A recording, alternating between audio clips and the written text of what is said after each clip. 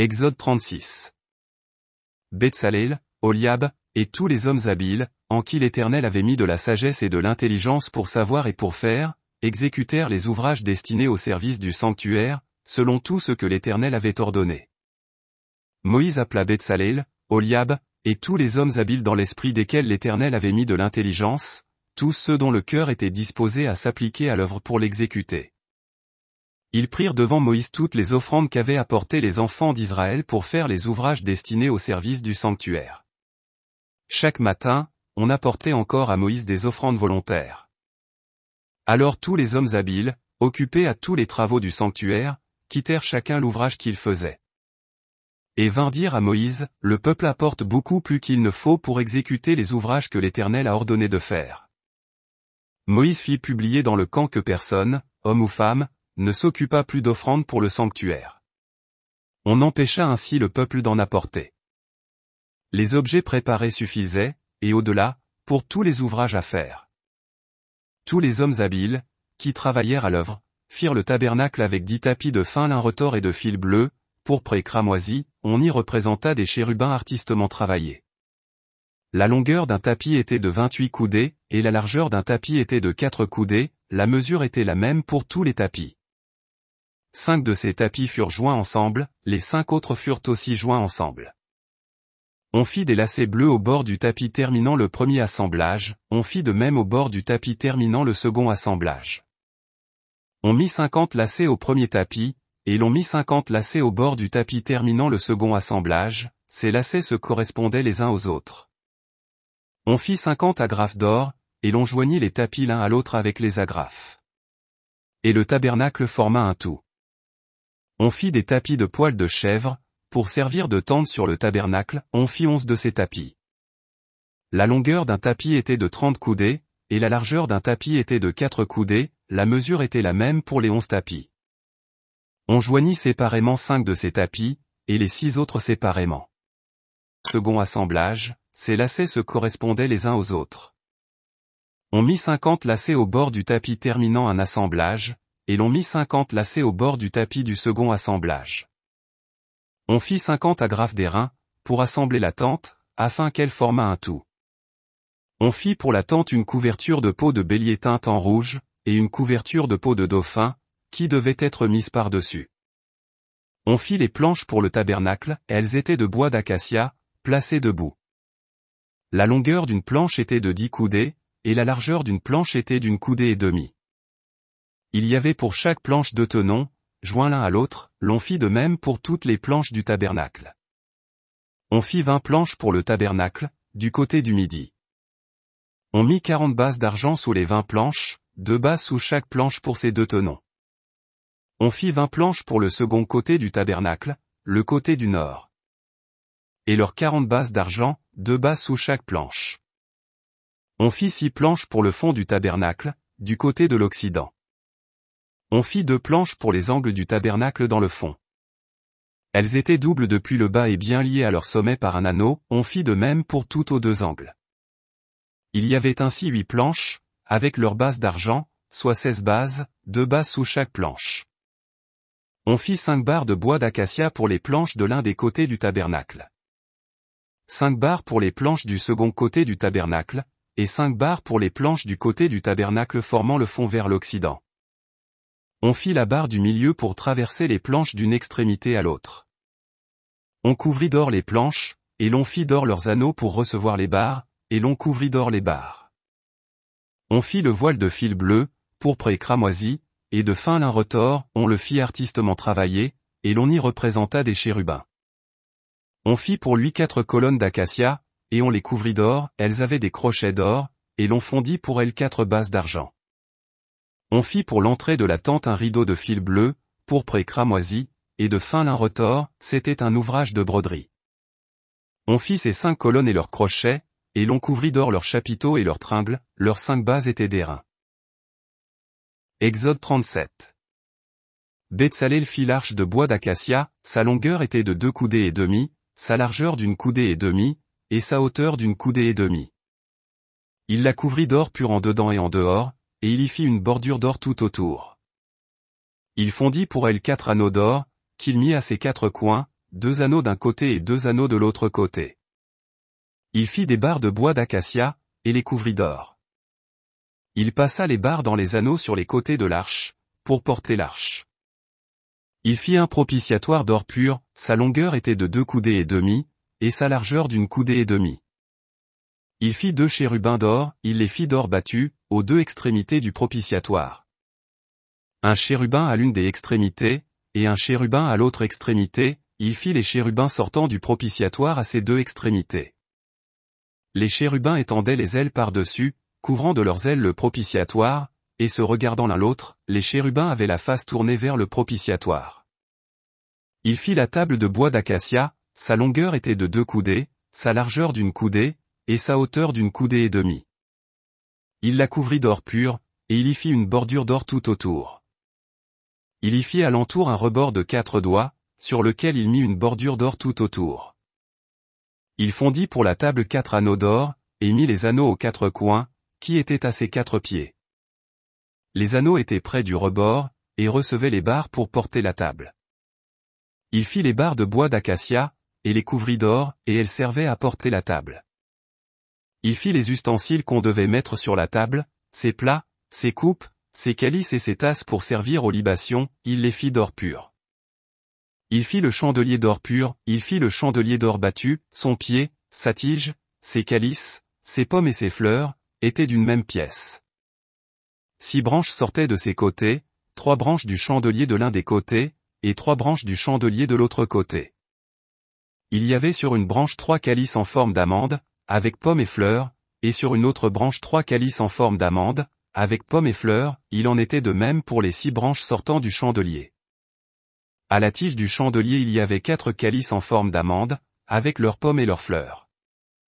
Il y avait une pomme sous 2 des branches sortant du chandelier, une pomme sous 2 autres branches, et une pomme sous 2 autres branches, il en était de même pour les 6 branches sortant du chandelier. Les pommes et les branches du chandelier étaient d'une même pièce, il était tout entier d'or battu, d'or pur.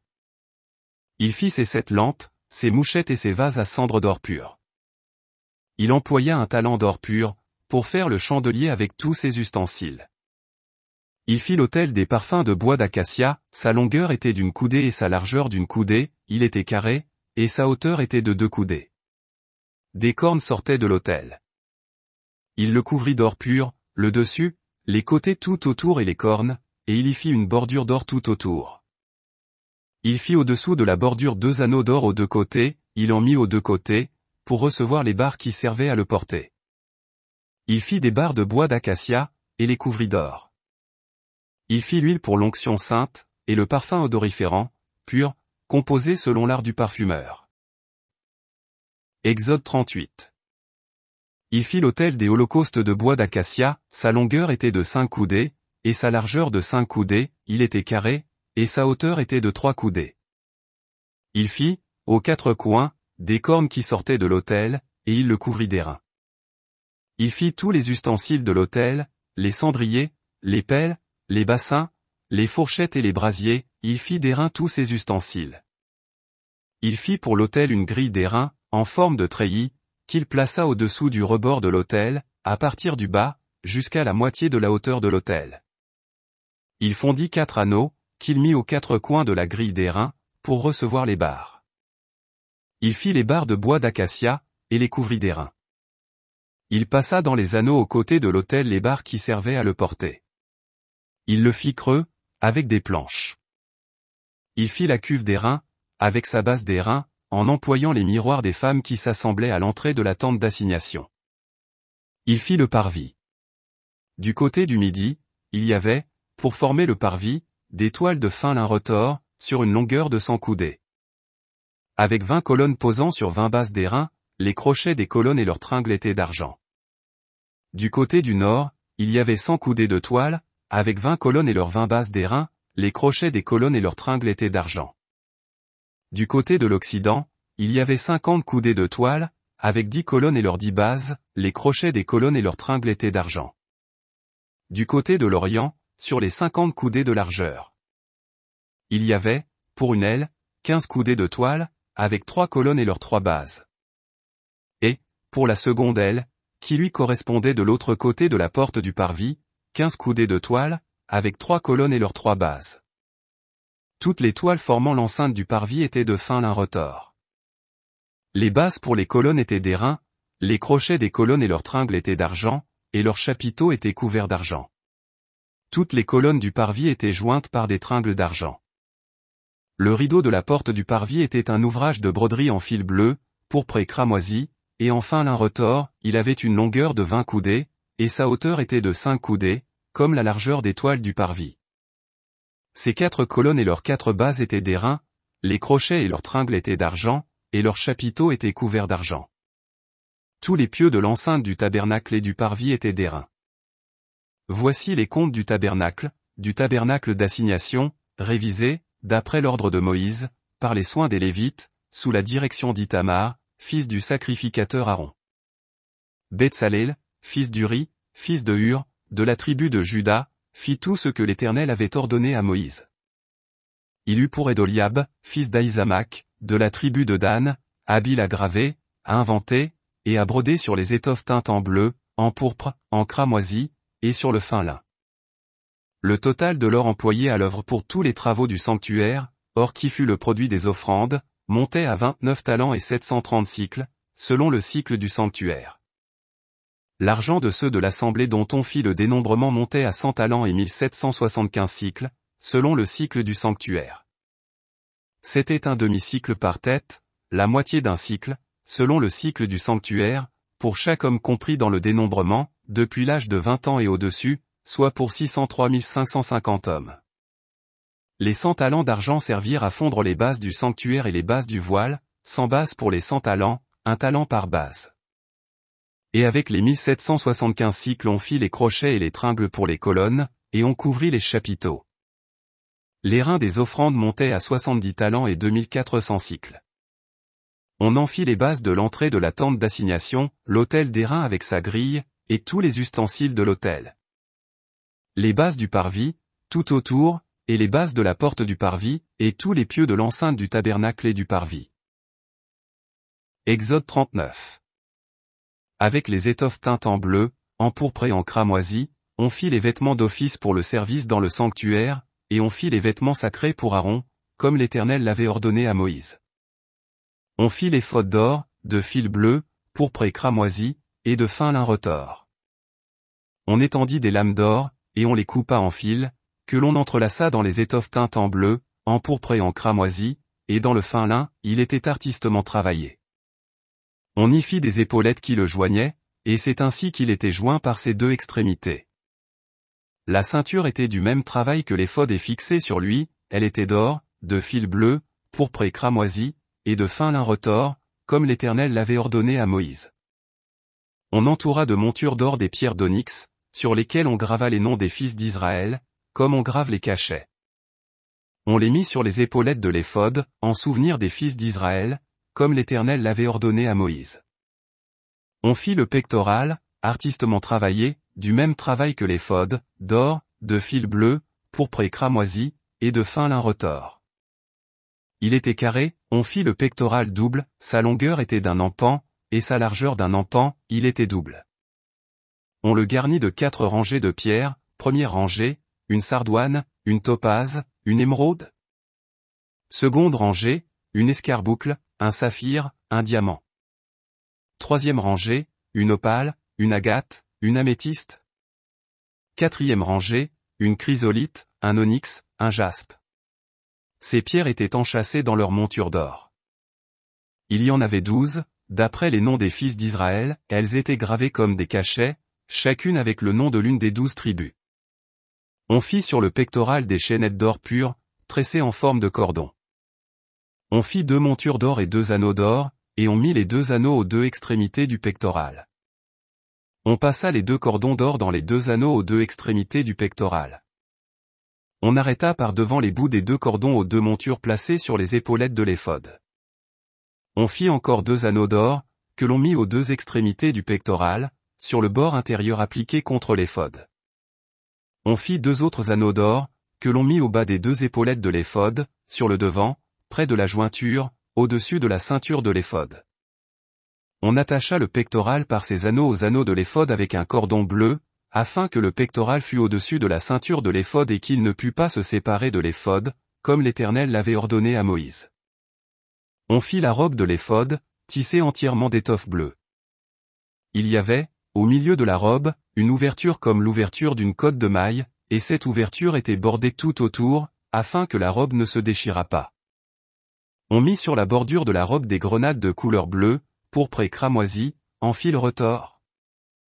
On fit des clochettes d'or pur, et on mit les clochettes entre les grenades, sur tout le tour de la bordure de la robe, entre les grenades. Une clochette et une grenade, une clochette et une grenade, sur tout le tour de la bordure de la robe, pour le service, comme l'Éternel l'avait ordonné à Moïse. On fit les tuniques de fin lin, tissées, pour Aaron et pour ses fils. La tiare de fin lin, et les bonnets de fin lin servant de parure, les caleçons de lin, de fin lin retors. La ceinture de fin lin retors, brodée, et de couleur bleue, pourpre et cramoisie, comme l'Éternel l'avait ordonné à Moïse. On fit d'or pur la lame, diadème sacré, et l'on y écrivit, comme on grave un cachet, sainteté à l'Éternel. On l'attacha avec un cordon bleu à la tiare, en haut, comme l'Éternel l'avait ordonné à Moïse.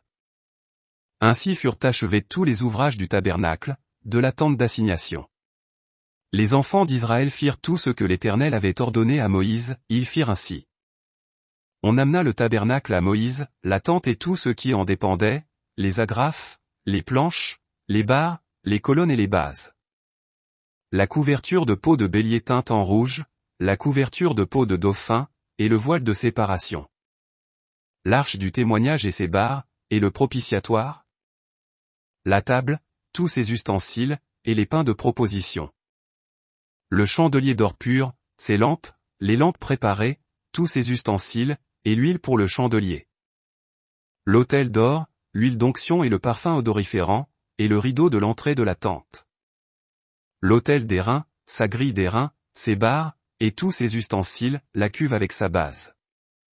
L'étoile du parvis, ses colonnes, ses bases, et le rideau de la porte du parvis, ses cordages, ses pieux, et tous les ustensiles pour le service du tabernacle, pour la tente d'assignation. Les vêtements d'office pour le sanctuaire, les vêtements sacrés pour le sacrificateur Aaron, et les vêtements de ses fils pour les fonctions du sacerdoce. Les enfants d'Israël firent tous ces ouvrages, en se conformant à tous les ordres que l'Éternel avait donnés à Moïse. Moïse examina tout le travail, et voici, il l'avait fait comme l'Éternel l'avait ordonné, il l'avait fait ainsi. Et Moïse les bénit.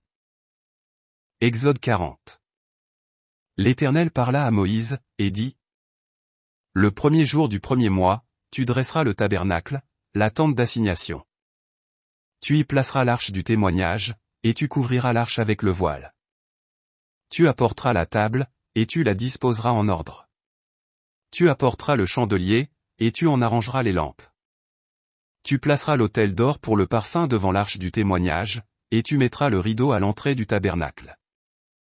Tu placeras l'autel des holocaustes devant l'entrée du tabernacle, de la tente d'assignation.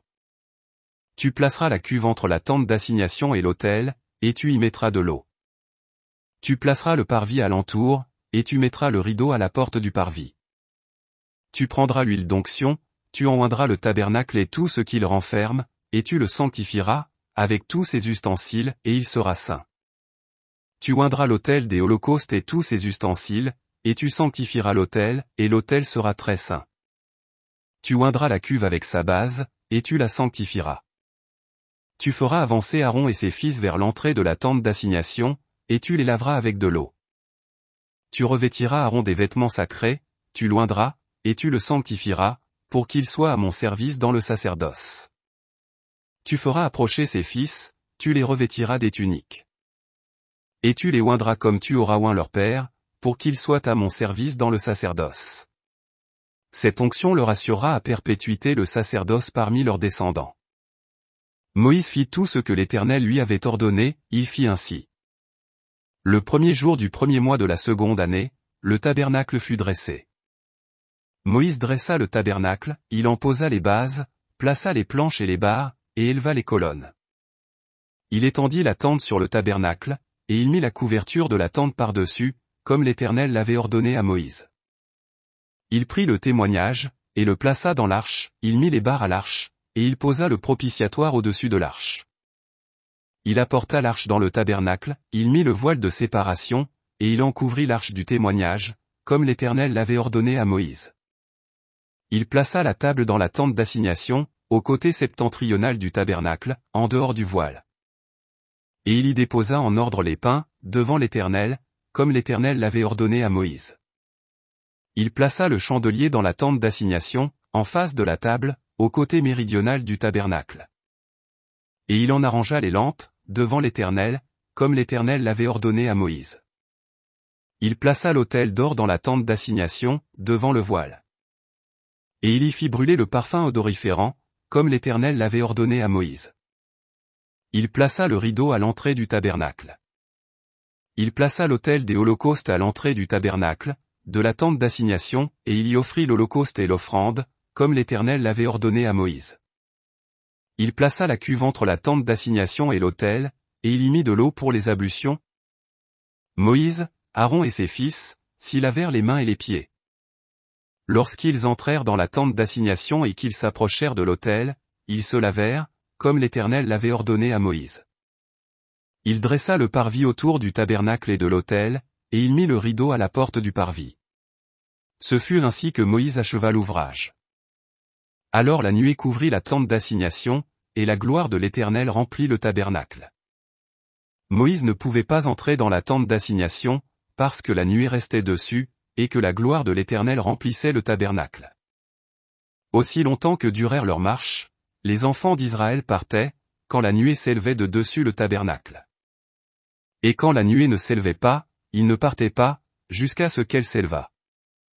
La nuée de l'Éternel était de jour sur le tabernacle, et de nuit, il y avait un feu, aux yeux de toute la maison d'Israël, pendant toute leur marche.